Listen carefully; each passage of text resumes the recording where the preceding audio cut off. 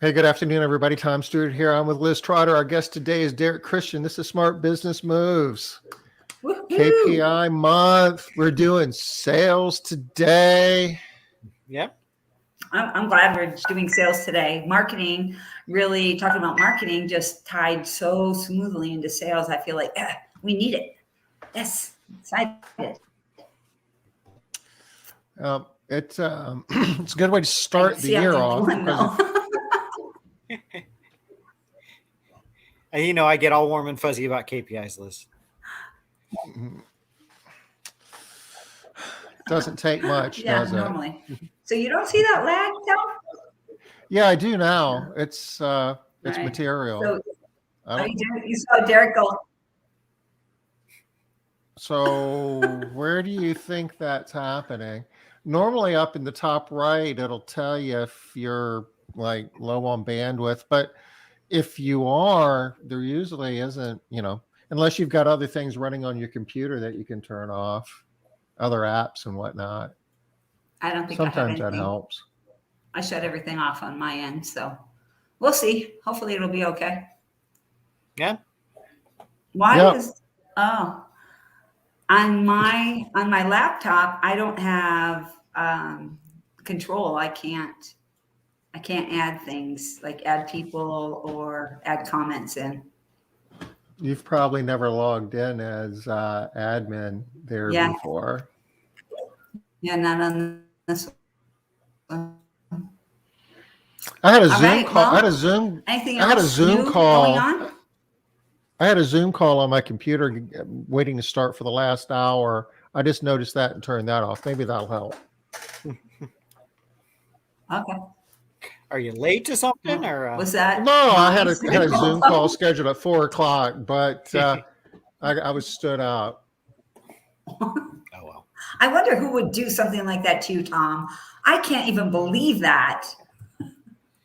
You're just beyond comprehension. Liz and I had a call scheduled, but I think it snowed or something and it messed her up. Yeah. Well, I'm going to use the snow. Yeah. It Not was even more that a much matter snow. of It's like 2-day-old me. snow. No, it's snowing. Oh, it's snowing again? Okay. It's been snowing for a couple hours now. That wasn't supposed to start till tonight, so oops. Yeah. How's the Started early. travel? Anybody get kind of hung up, delayed? Any of Yeah. that mess? Yeah, a couple people. I don't think anybody got canceled, but quite a few people got bumped, or maybe not quite a few. The last I heard, 3 people, had gotten bumped, and so they were going to be coming in late. Somebody's not getting in until like midnight tonight, which is really hard. It's an hour drive down here. The event starts tomorrow morning. I'm like, ugh. But what are you going to do? Travel right now, right? Yep. Is what it is. We haven't seen you in a while, Derek. What's been going on in your world? Craziness. I actually just bought another rental house this afternoon, so that was my latest fun. Oh, cool. Oh. Yeah. Are you guys still buying the big house up on the mountain by the tree? No, we wanted to, but it gets scary when you're building up there. Builders say things like, "Oh, I don't know, somewhere between 800,000 and 3 million, depending on conditions," and that's a little bit of a range. So, Oh, yeah. A little bit. Yeah, I'm kidding. so we decided we we were a little uncomfortable with the $2 million margin for error in his quote. So we're like, I think we're going to pass on that. Well, Yeah. I know this is like going, off topic, but normally you have a plan from a builder. I mean, from an architect, you take it to a builder. They look at it and they can give you.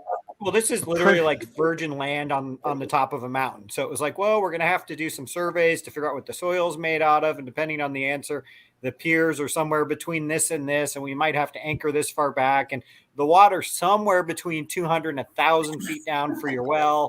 And yeah, it just, there were a lot of, somewhere between these two really big numbers.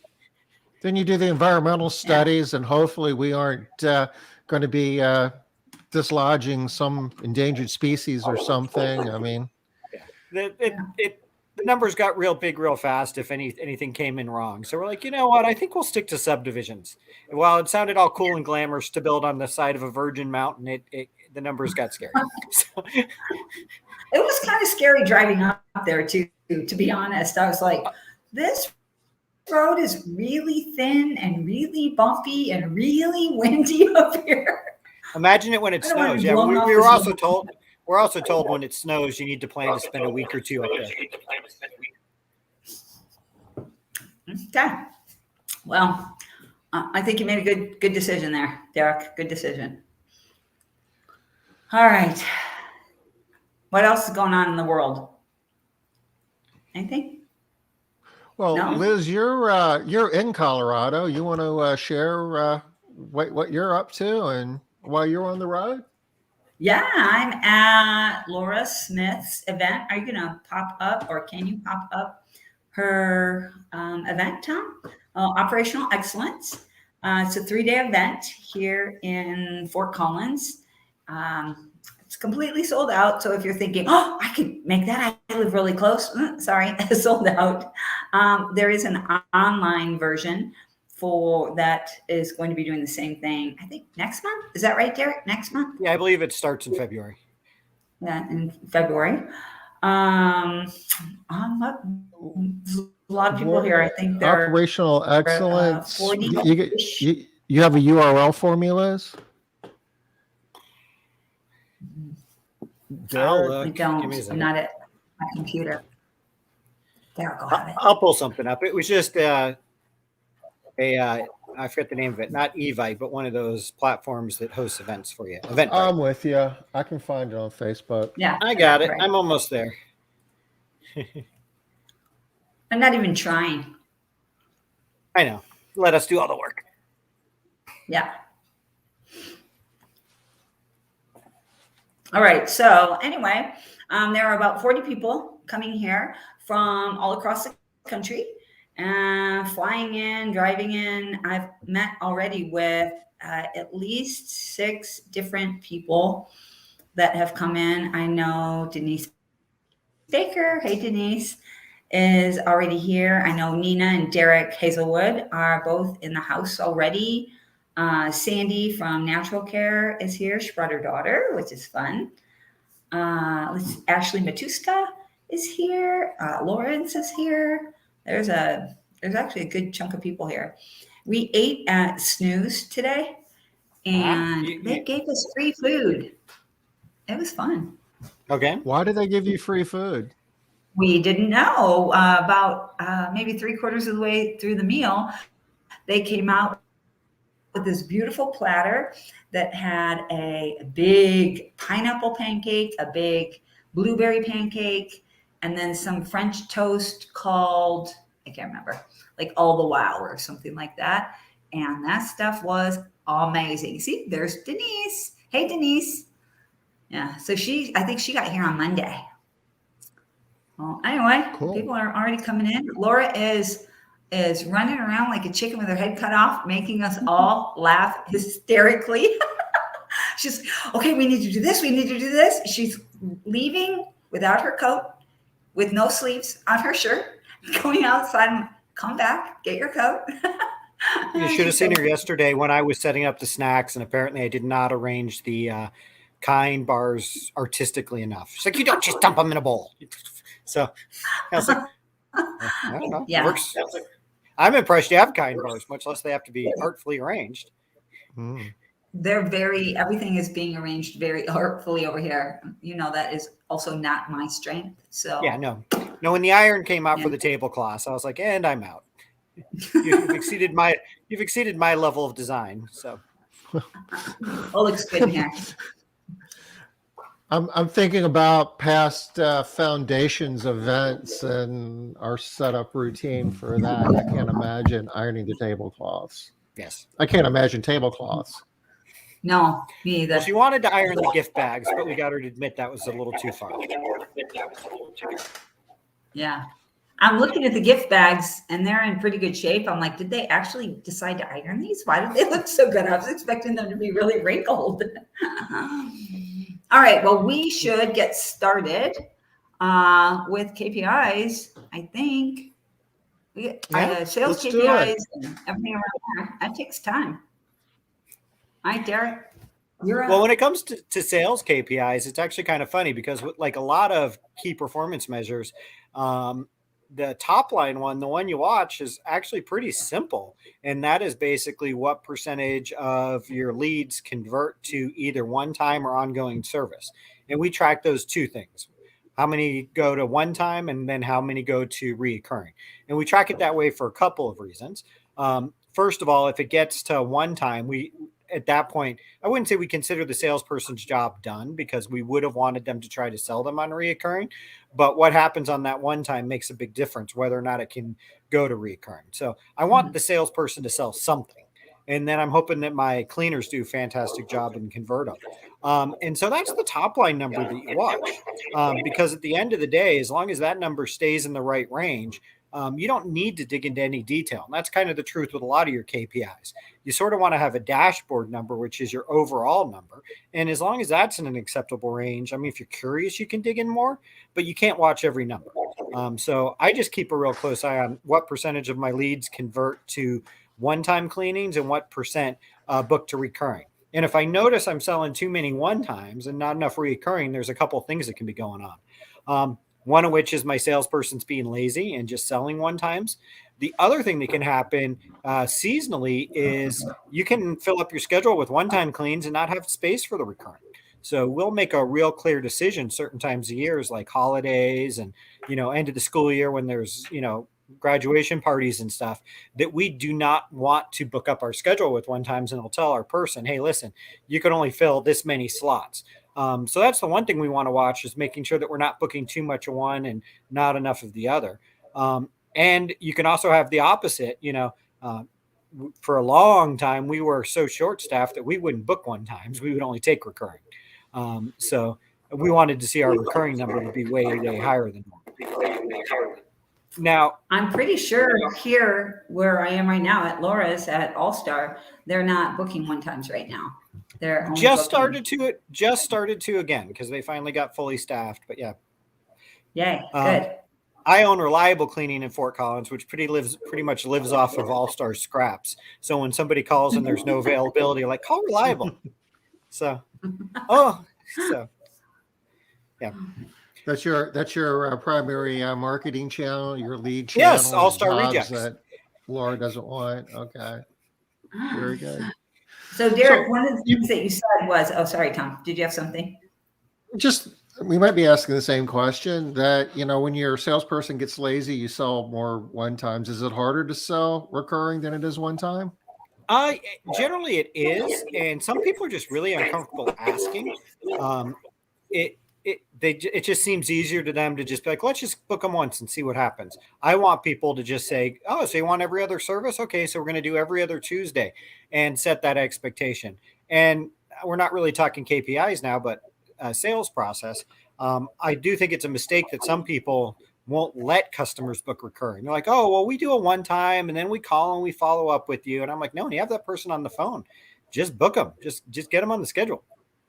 Yeah. Get them to say yes and then go back. Absolutely. All right. Well, you brought back to the question that I was going to ask, is you have mentioned a couple of different times the right number. What is that? What is the right number of sales? Well, my advice is you want to know your own number and get better, because there's lots of reasons that your numbers can be different, and we'll get into that in a minute. But if I'm not seeing about 40% of leads converting at a minimum, and I mean all leads. Sometimes when I throw that number out, people are like, I sell 80%. And then when I start poking at it, they don't. I mean someone who called you and gave or contacted you. Could be a web form, could be a home advisor lead. Somehow that you got a name, address, phone number, email, and something that implied I'm interested in cleaning. So I don't mean if you gave away had a contest at a home and garden show and collected 300 names. I mean somebody that in some way implied, I want a cleaning service from you. and they're looking for an estimate. I typically want to see a minimum of 40%. Now it can be higher, it can be lower. That's going to vary based on your availability. If you're booking 3 months out, which some people are, you're not going to close as many. So it's a little dangerous to say you should be closing X percentage. My point is you always want to get better. You don't want to get worse.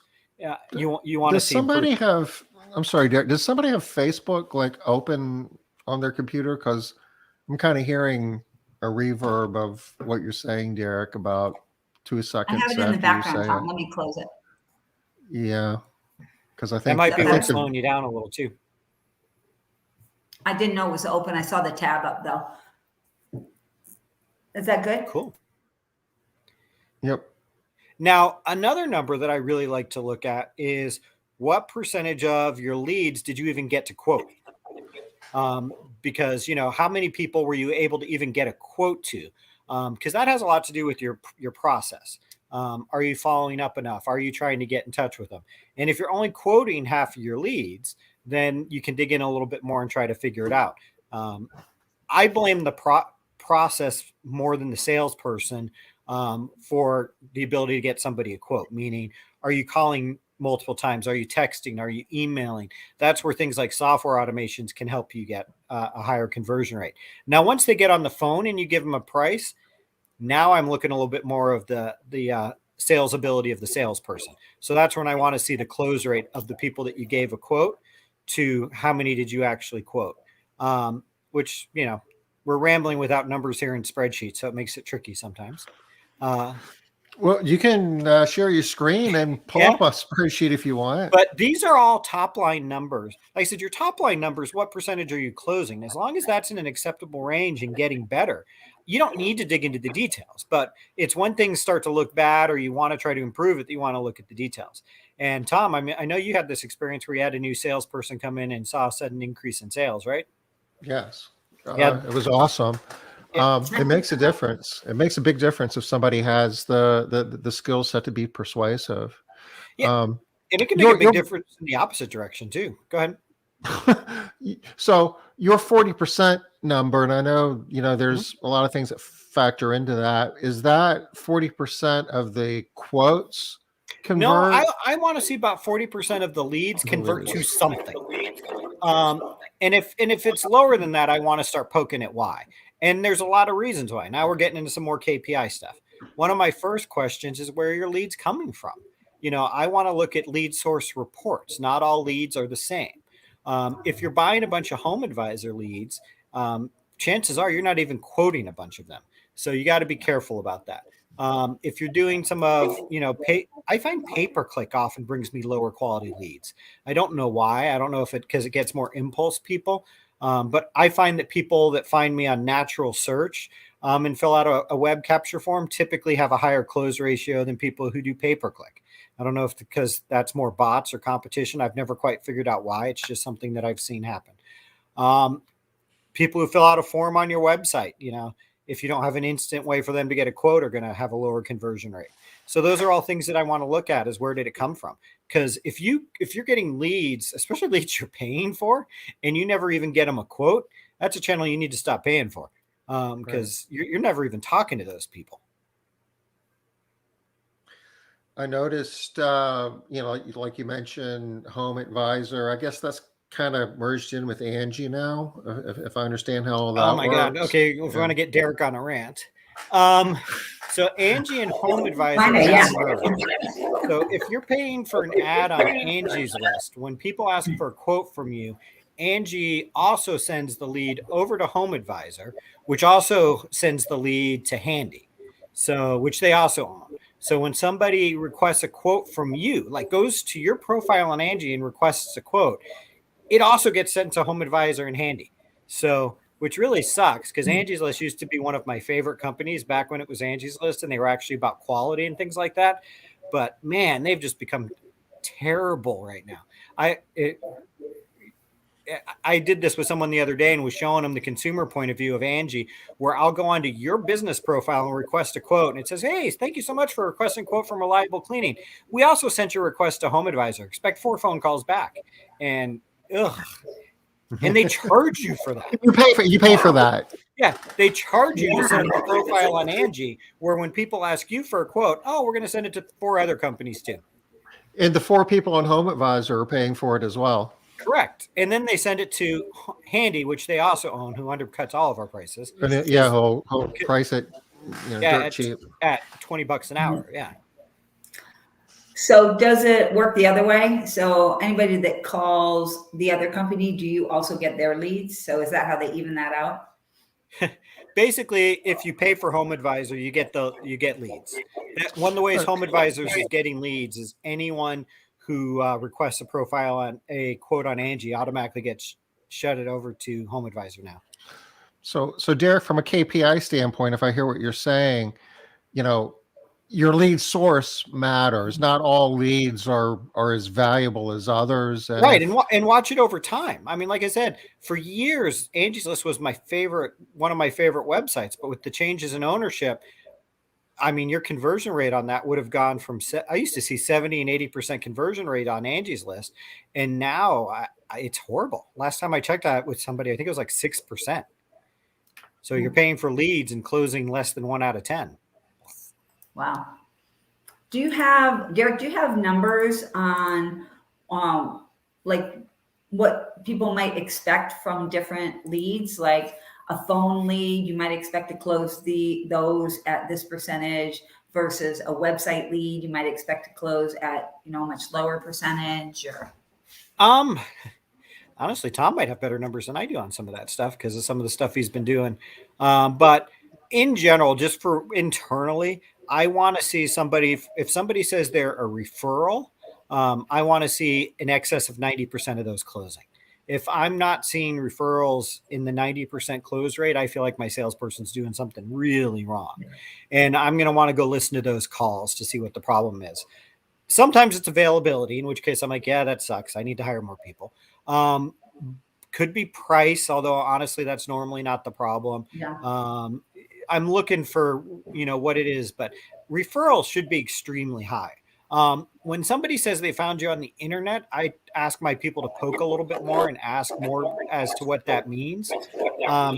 Because if they said they found me on something like Nextdoor, I'm also expecting a high close rate, like 80% because that's basically a referral. A friend asked on, because they'll often tell you sometimes, in fact, it's interesting. If somebody ever calls you and says, my neighbor referred me, if you poke at it a little bit, oh, what's your neighbor's name? Sometimes they'll say, well, I don't know. I posted on Nextdoor and you were thrown out there as a company. But you'll log it as referral. But was it a referral? It was a social media mention. So it's an interesting channel that we might need to watch. But if people are saying that it was a referral or a social, not a referral, but like a social media mention, I'm seeing about 70 to 80% close rates on that. Anytime somebody's on the phone, I expect to close at least half of those. So if somebody calls in, you've got them on the phone, you're talking to them live, we want to see about half of those close. And then it drops as you start getting things like web form fills, because some of those people you never get in touch with. And those are people that are probably filling out 3 and 4 forms and looking for 3 or 4 quotes. Yeah. And they're doing it like 2:00 in the morning and they sober up the next day and forget they even did it. Right. Or the fight they had that made them look it up in the first place was resolved. Or So what we're really talking about here, I guess, is a couple of dimensions. One is the lead source, and the other is mode of communication. Are they calling? Is it an email? Is it a lead capture form? Is it online booking? Text and chat? I mean, there's so many different ways now that we have to interact with prospects and try to give them a quote. Yeah, and phone is still the highest close rate without a doubt. You get to answer questions. Except for in-home. In-home. You're right. Yeah. In-home is still the highest. I just don't know many people who do it still. But when you get the person. Well, one of the people on today still does in-home. That's why I mentioned it. And it's a big investment in expense. But if once you get out there, you do have a higher close rate. And honestly, part of it's because it's a better sales experience, but it's also kind of a filter. People aren't going to invite you out and spend their time with you coming to their house if they're not already halfway sold. It's just, It's a huge time commitment.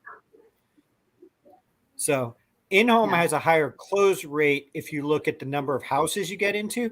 But if you go back, starting at counting at your leads and how many do you actually get to quote, I would be curious to see whether or not the actual end close rate is the same. Does that make sense? Yeah. You know, if I have 100 if I have 100 quotes come in, I'll probably quote 70% of them if I'm able to use internet and phone and all of my tools. If it has to be in-home, I never did in-home, so I don't know the numbers. It'd be something I'd be curious to check, and whoever does in-home, they might want to check. But do you quote 1 out of 3? Do you quote 50% of your leads? Because I quote about 70% of my leads in some way, shape, or form. That's currently the ratio I'm at. If someone tries to get in touch with me, about 70% of them end up getting a quote. And I'd be curious for the folks that do in-home, and you said someone who's on here is, what percentage of their people that fill out a form or in some way ask, do they actually end up in that house? So it'll be interesting.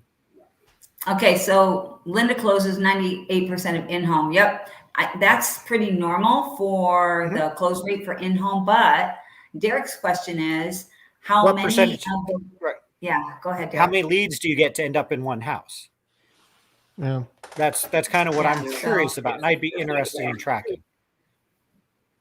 And those are the actual quotes given. I remember we used to do a lot of in-home estimates, and I mean, it was a smaller number, but still meaningful that you show up and the customer wasn't there and you kind of made the trip for nothing, and those kind of hurt. So, well, and the other thing which has always been interesting to me, and this is where tracking lead source, not just on conversion rates, but on lifetime customer would be interesting to me.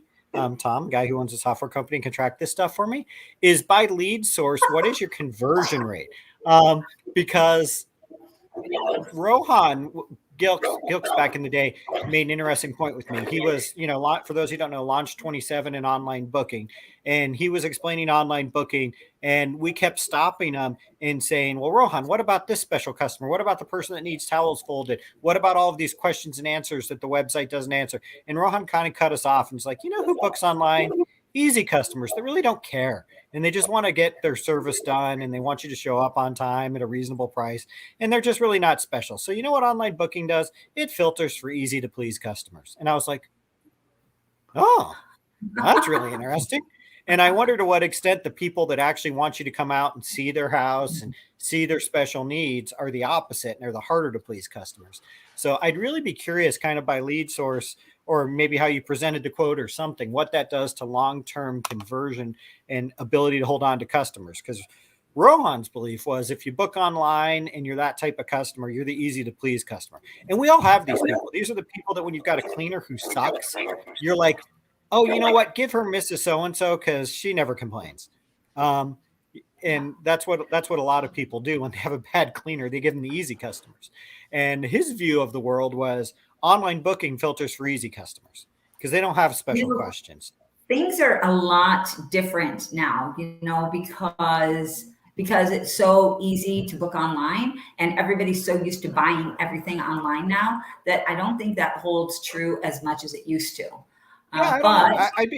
I could see how it creates and another problem. People who book online expect it now, when they want it, how they want it, and might be grumpy that you can't clean them on Christmas Eve because they're used to going to Amazon and ordering when and where they want, and that you don't have that relationship. But these are all theories. Honestly, nobody's ever really tracked the data. So it'd be something that I'd be interested in doing, is sort of by lead source or how you communicate with people. What would those long-term conversions rates be? Or not, once again, not conversion rates, but retention rates. No, we have tracked that. Nobody's been tracking it recently.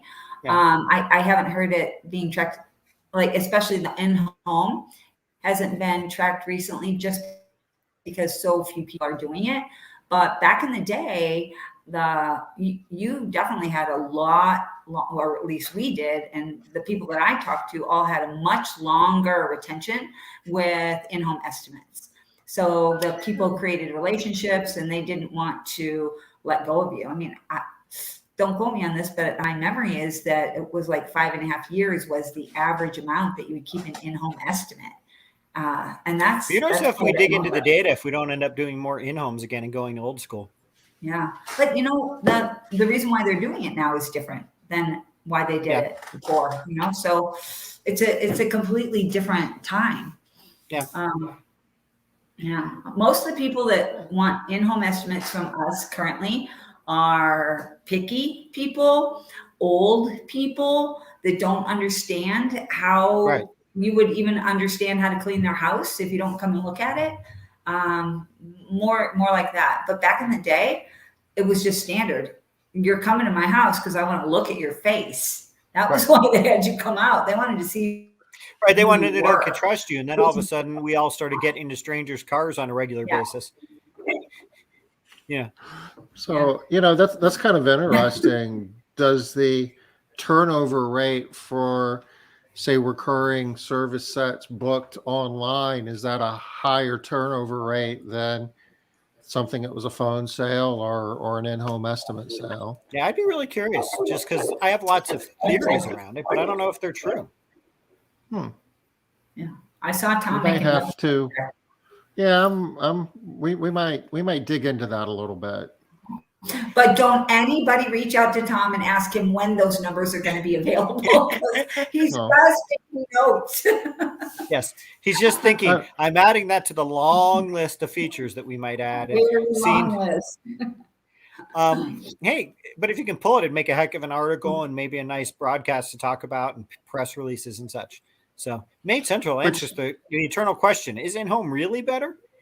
It would make a really cool article in Cleaning Business Today. Gratuitous plug. We're going to be. We've actually got more resources. We've got a lot more cool content in the pipeline. So CBT is 2022 is going to be a rocking year for Cleaning Business Today. I got my article live on Monday. What do you guys do? Well, we used to do a lot more. We used to do a lot more content, and honestly, for a while there, A, we got busy, and B, it seemed like everyone was ignoring us for a while. I don't know why. So, it's hard to, hey, being honest, with changes in platforms and technology, everyone was hanging out in Facebook groups, and the idea that we were making a website and a publication was like, does anyone actually read this anymore? But we really started to take off. So we've started doing a lot more. And I just did like a 1,600 word article about how do you value your business. And we've got articles. And it was when I saw that article, I basically copied it and pasted it in Word to count the number of words. It's like, whoa, Derek, because I'm on cue to write an article next week, and I saw how long Derek's was, so now I have to work a little bit harder. Well, see, the trick is I'm on a plane every Friday now, so I write my articles on planes. Nice. Wow. All right, so for anybody again, so somebody's got Facebook again. Not me. Huh. No, it's weird. It's not. I don't know what is going on. Our technology is being a pain, but only to me. No, I hear it too. I hear the feedback. Yeah. It's like sometimes when you speak, your words come back. I don't hear it, Derek. I have a little bit of a crackle sound. Okay. But I only get that when Tom speaks. So. Well, and if you're big enough, I also like another, back to our original topic of KPIs. I like to track close rate by person, because that's also really insightful to see different sales abilities. Because for the most part, assuming you're sharing your leads evenly between people, that'll kind of let you see the difference in skill, and seeing the difference of different salespeople and their ability to close things. You need to be a little bit careful. If one person answers the phone live and the other person chases down web leads, the web lead person is going to have a lower close rate. But if you're sharing the leads evenly, I do think you can learn a lot by looking at lead source and how it closes, and or by person and what percentage each person closes. And at Blue Skies, yeah, a lot of animals at All-Star. At Blue Skies, we used to have one person who would outsell everyone else practically 2-to-1. His close rate was that much better than the other three, because we used to the way it used to be structured at Blue Skies is all the calls for the entire country went into one call center. We had 4 people working there, and one of our salespeople used to sell nearly twice as much, have twice as good a sales rate as everyone else. So most of the people closed 30%, but he would close 60%. Now, there's a couple things you need to look at that. That's not always good. when you have a salesperson who has a close rate that's too high, I encourage you to go listen to the calls. Some of it's skill, but it's also easy to sell if you overpromise. And so you need to, if you notice the close rate being too high, you should not immediately give that person raises and promotions. You should start listening to their calls, because it can mean they're pricing too low. They're giving discounts. They're, oh yeah, we'll always send the same person. No. And that's the stuff that you want to keep an eye on. Now, skill does matter. You will see some people sell at higher rates, but you want to get real curious about why, and either listen to the call and try to figure out why they're selling so much more and train the other people to bring them up to the same level, or figure out what they're doing that maybe is not good and correct it. Because once again, it's easy to sell if you overpromise. Oh yeah, we'll never miss a corner. We'll always be on time. You'll always get the same cleaner. Right. And then I love that one. You'll always get the same cleaner. Yeah. Always. Yeah. I like the one where we will always be there exactly at 10 o'clock. Yeah. That's happening. Although I do know one company that actually is pretty good at actually doing that. So. Well, and it was really interesting for me because when I came out of corporate America, we did overpromise sometimes on our products. Don will save your life, but that's all their discussion. I remember when I was at Procter & Gamble, one of our claims was using P&G products would increase your employee retention. I still don't understand how we made that claim, but I used to say that. But anyway, But those are claims that are kind of hard to disprove. Right. Prove that we don't. But, right. The theory was your employees would feel that you were more valued because you bought them better products. And yeah, but that was the claim we used to make.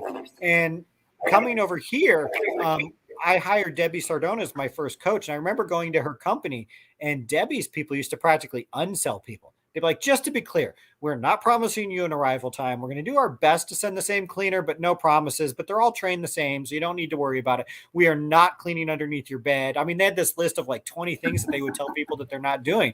And as someone coming out of corporate America promised people the world, I was like, this is terrifying. And now I'm like, do you still want us to clean? Yes, you do. Did I say we suck? Okay, and you still want us? Okay, we're good now. But what I discovered is what she was really good at was just setting expectations appropriately, of making sure that people understood, I'm selling people. People are fallible. This is the limitations of the really of people. And don't get me wrong, it came with lots of good stuff too. We really care. We're going to do a good job. If you ever have a problem, let us know. But hey, we're dealing with people. Our whole business is people. People occasionally get in traffic accidents. They occasionally miss something, but we care. Call us and we'll fix it. But they spend a bunch of time telling people all of this bad stuff is going to happen to you. It is. It's life. But you know what? We're going to fix it better than most people. And it was really interesting to me. So, and that's where if you look at someone with a super high close rate, once again, I don't just want to know a salesperson's close rate, but what's their retention rate? Because did they overpromise? Did they cram somebody on Tuesday that really shouldn't have been on Tuesday? It's real easy for you to go, well, let's see, it's a 6-hour clean and I've got 3 people finishing at 3. So I'll put 3 people there at 3 and they can finish on time. Yeah, that's not going to happen in the real world. And I get my sales bonus this week. Right.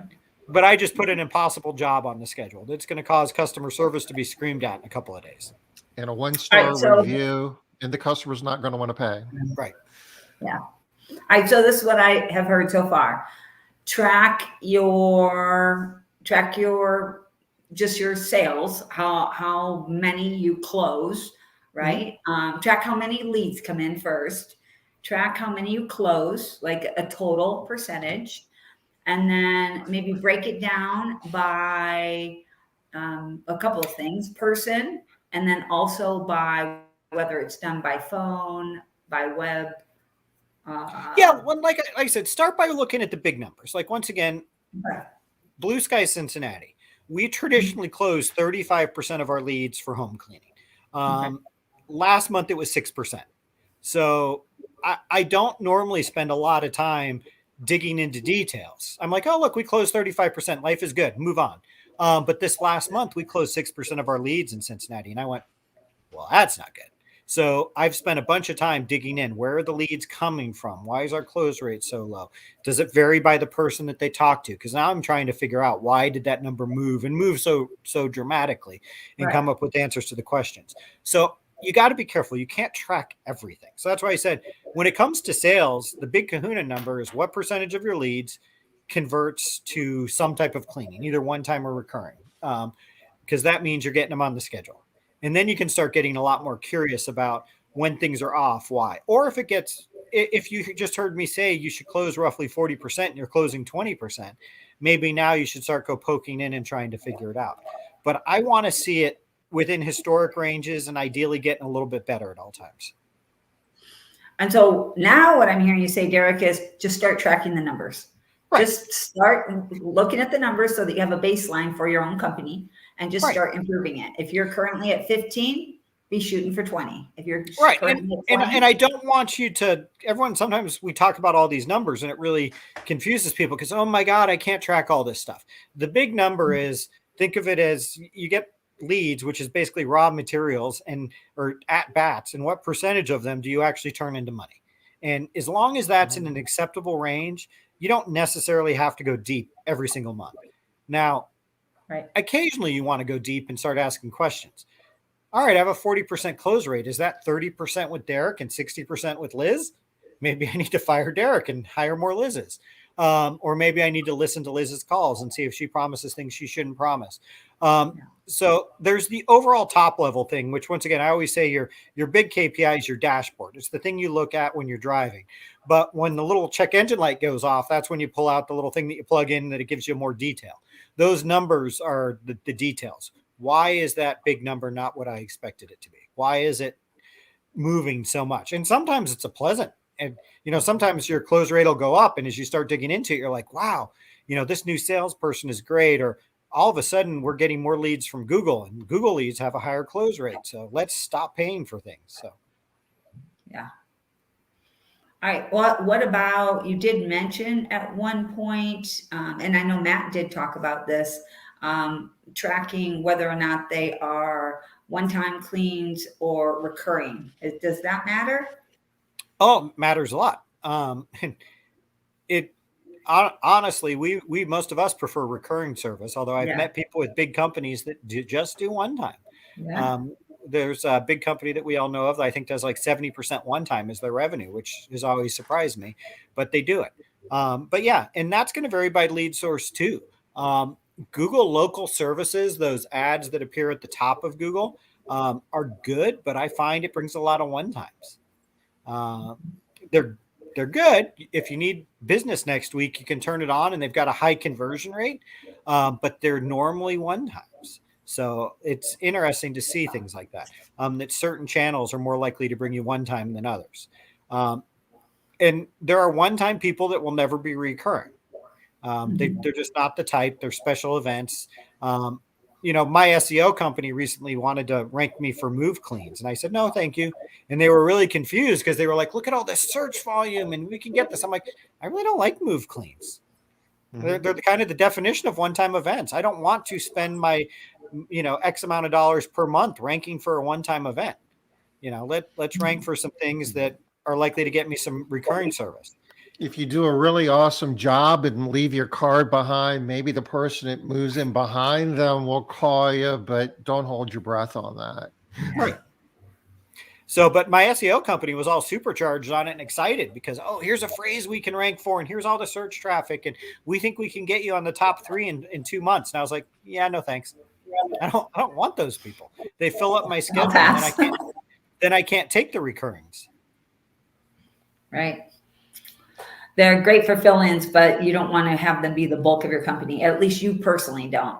At least me personally. Once again, I know some people that do move cleans and charge like $800 and have $1 million companies, but God, it sounds like heck to me. Linda is saying, sorry, I got sidetracked. If you still want to know, I do 2 to 6 in-home estimates a week, not enough to grow to my 2022 wig. No, it's not, Linda. That is why I want to add automated estimates this year. She's in the Express group, Strategic Success. So that's why I'm giving her a little bit of grief there. One-time cleans are done on the phone. We just started taking one-time cleans again. Just like Laura just started. It sounds like a lot of people are starting to catch up with their staffing. It seems like they're figuring out staffing.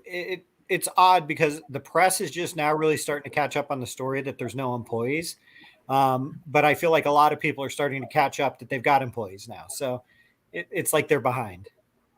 Well, also now our clients are getting sick with COVID, so everybody has more room in the schedule. True. Sorry. It's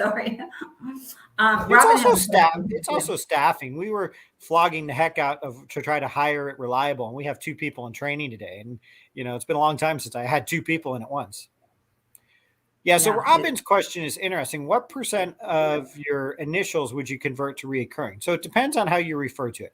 An initial cleaning to me is in my terminology, somebody who has said they want recurring service and I did a first time clean for them.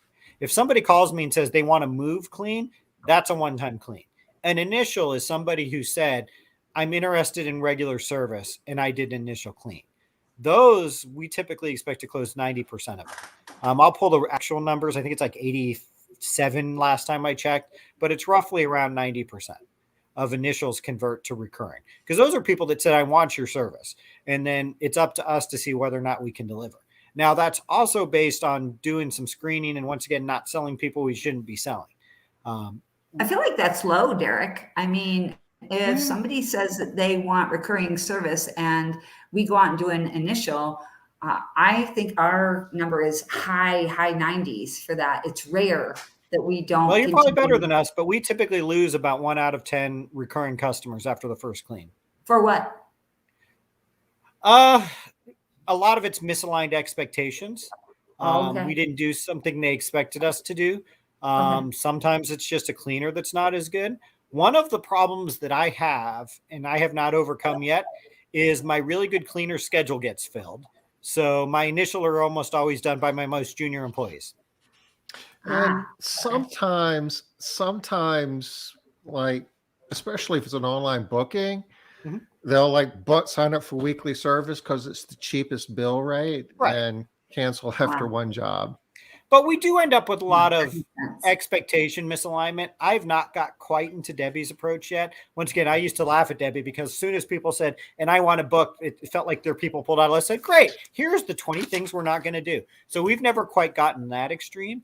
But we constantly seem to have issues where we get there and the customer seems surprised that we take the dirty dishes out of the sink, clean the sink, and put the dirty dishes back in. And we're like, yeah, we don't do dishes. I don't know why that was a surprise. Well, they're like, well, I know you didn't do dishes, but you won't even do the dishes in the sink. We're like, no, we don't do dishes means we don't do dishes. We call those dishes. Even the ones in the sink, we still call those dishes. But customers sometimes will go, I get that you're not going to do a bunch of dishes, but you won't even clean the 2 coffee cups in the sink. And we're like, no, we won't.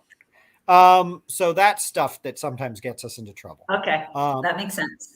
So things like that. And Tom, your point makes sense as well. We usually have all of our recurring books on the phone. So that's why ours would be a different number. Well, like I said, I think I've got a little of a business model challenge too, because my solos, I run solos, and we always make the comment that good cleaners schedules fill up fast because their initials start booking. They cover for somebody who's sick, and that person calls and says, can you give me so-and-so? She was better than my regular person. So our best people tend to get a really full schedule and don't end up with a bunch of initials. So normally when you book service with me, you're getting my most junior person because their schedule's open. Yeah. So Robin, I'm just going to check in with you. I use the same terminology for initials that Derek uses. An initial is just the first of a recurring set. Is that what you were asking about? Just to double check that. Now, if somebody's one time. Now, if somebody says they want one-time clean, so yeah, he just Robin just said, is there a difference between first clean and an initial? So once again, first clean and initial are the same to me, which is you've said in some way, shape, or form you want recurring service versus what we call a one-time clean. One-time clean is a graduation party. One-time clean is a move. One-time clean is my mother-in-law is coming. One-time clean is Christmas. These are people that have never given me the impression that they want recurring service. They didn't book recurring service. They've never said, I'm interested in recurring service, but I want to start with a one-time. That to me is an initial. A one-time is somebody who just flat out says, I'm moving, I need a cleaning. I have a Christmas party and I need a cleaning. My conversion rate on those people is low, but it is doable. We can convert those people with time. And what's interesting is we convert them to what Tom's always called on demand. They don't typically end up on a regular schedule, but with some prompting and emails and stuff, I do find I can get them to book more frequently. And you want to tag those one-time cleans. Do they have the potential of doing more work or not? So basically, if it's a move out clean, you want to tag that, and you're not going to waste your time marketing to them and following up, and probably wouldn't even bother to put them on your newsletter list. What's the point? They're moving out of your market. But if it's a one-time clean that, hey, my mother-in-law is coming tomorrow, can you come clean my house? Then yeah, if we do a good job, maybe we can get some more work out of them down the road.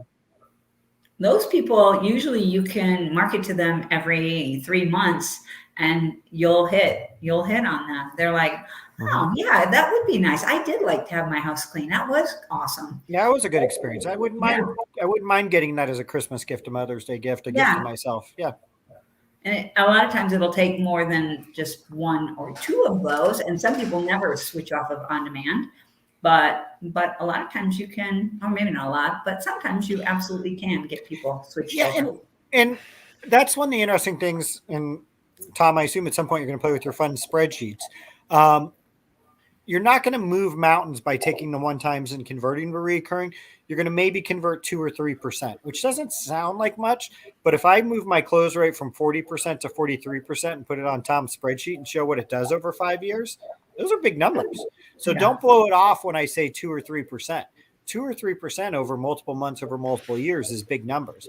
I also don't want you flogging your salesperson, though, and saying, what do you mean you only converted, 1 out of 10 people that said they never wanted recurring service to begin with?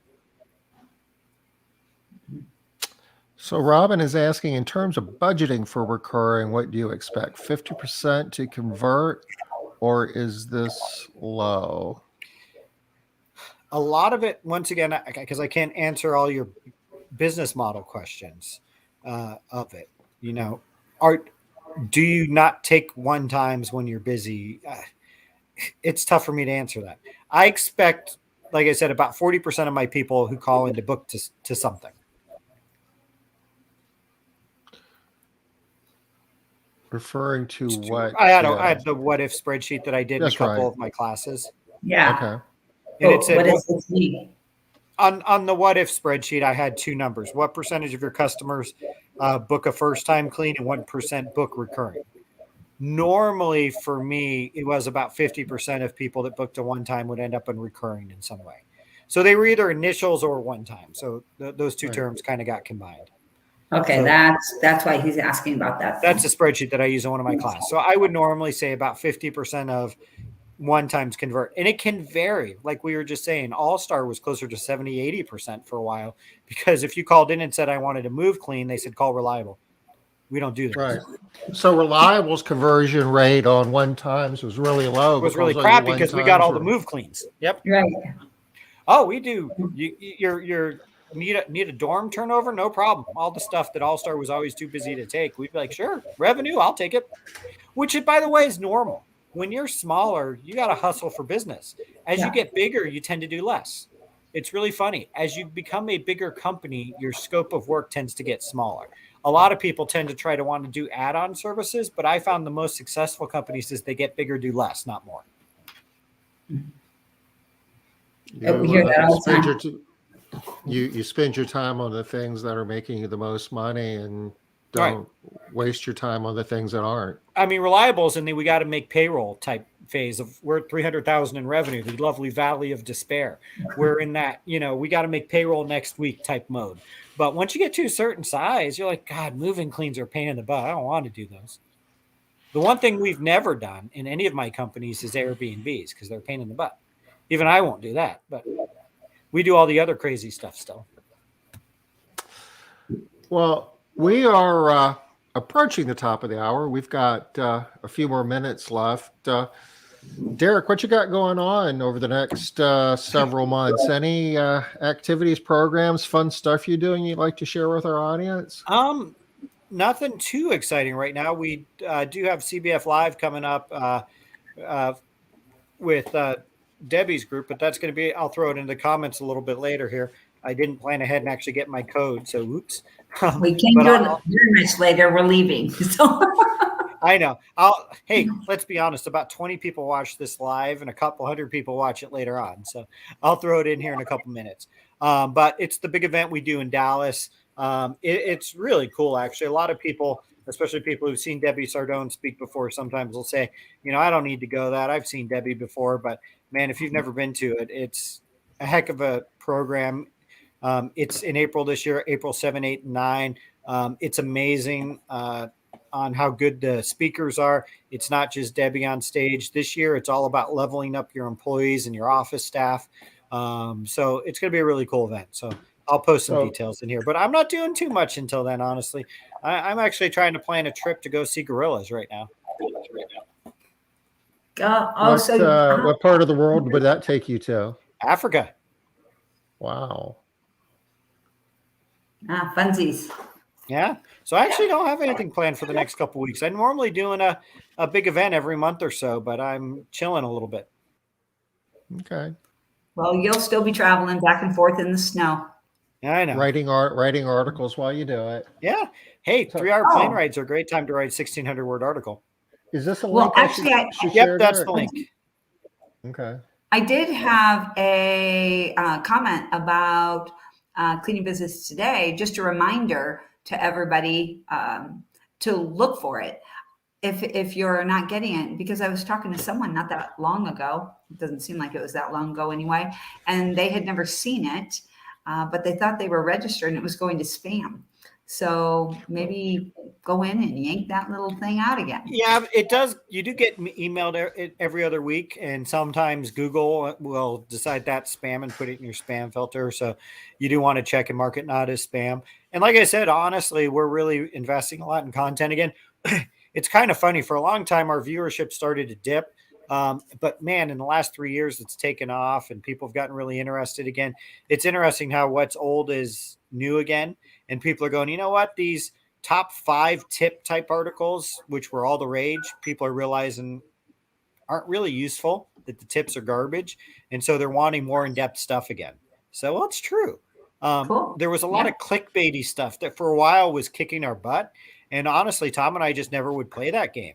I'm like, I'm not going to write a 500-word fluff piece that basically doesn't give people anything. And we were losing a little bit because of that. But, man, all of a sudden, it's like the world has caught on that, those little top 5 this, top 3 that articles typically aren't that useful. Right. So they want more in-depth 1,600, 2,000-word articles that actually get into details and profiles of successful companies. And, when you look at the articles that how much is my company one's worth is like 1,600 words, but there's also a profile down there of a guy who started a residential cleaning company and decided he'd rather do commercial. And it's actually pretty in-depth and talks about how he did it and why he made the decision. And I really liked it. So, yeah. If you haven't subscribed to Cleaning Business Today, you just go to cleaningbusinesstoday.com, and it's really easy, just your email address and your name, and you'll get our newsletter every other week. And it's useful information. Well, cool. All right. We are at the top of the hour. Derek, as always, thank you. This was good, and we didn't break out a spreadsheet, but we will. I know we should break out I kind of expected you to have one, Tom, which is why I didn't make one. Or I figured you'd be pulling up Made Central screenshots to go see these close rates. So honestly, it's 2022, and we don't even need spreadsheets anymore. If you've got the other right tools, you're able to kind of get to the point without the middleman of a spreadsheet. But I still have a few. We'll put them to work. So We got some people popping up here in our chat that aren't supposed to be, and I'm having to block them. But nothing out of the ordinary. So, hey, thanks, Derek. We will do this again real soon. We'll be back Monday. Has our guest for Monday confirmed, Liz? Martha, yes. Yeah. Yep, she's And- confirmed. And we're going to be talking about customer retention and engagement. That's And kind of quality important. also, and quality. So And quality, it all combination kind of ties in there. How those to measure metrics. that, Yep. how to measure it and use Well, those when you do numbers a to bad manage your job, business. customers don't keep you. There's enough. Dang it. Whole new idea. I know. Well, Okay. I always tell people I run the McDonald's of cleaning services. So Yeah, I repeat it for you too. yeah. So you guys take care. We'll be back Monday, 5 o'clock Eastern.